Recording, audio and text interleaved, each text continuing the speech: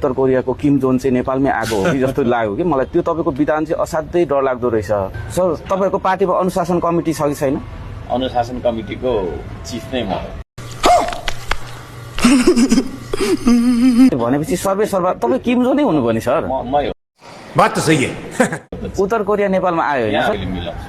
भनेपछि तपाईँको पार्टीमा चाहिँ हुन्छ बहादुर हनुमान मात्रै बस्नु पर्दो रहेछ होइन सर? यस्तो भक्त मात्रै? तपाईँलाई कार्यकर्ता चाहिएको छैन, सुन्नु न, श्रमदाता पनि चाहिएको छैन, तपाईँले भनेको मान्ने मान्छे मात्रै बस्नु पर्यो? यस्तो छ, त्यो चाहिँ झन् त्यस्तै पनि हो। उत्तर कोरिया चाहिँ नेपालमै जन्मेको, उत्तर कोरियाको किम जोन चाहिँ नेपालमै आएको हो कि जस्तो लाग्यो कि मलाई। त्यो तपाईँको विधान चाहिँ असाध्यै डरलाग्दो रहेछ। निरङ्कुश टाइपको, हिटलर टाइपको देख्यो क्या।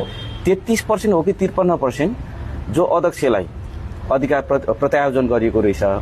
तपाईँले जे गर्दा पनि हुने रहेछ। यो निर्वाचन आयोगले कसरी पास गर्यो सर? यो त कुनै पार्टीको विधान यस्तो छैन। निर्वाचन तपाईँ त असाध्यै तानाशाही देखिन्छ नि सर विधान अनुसार। छ राजनीति, सुन्नु न,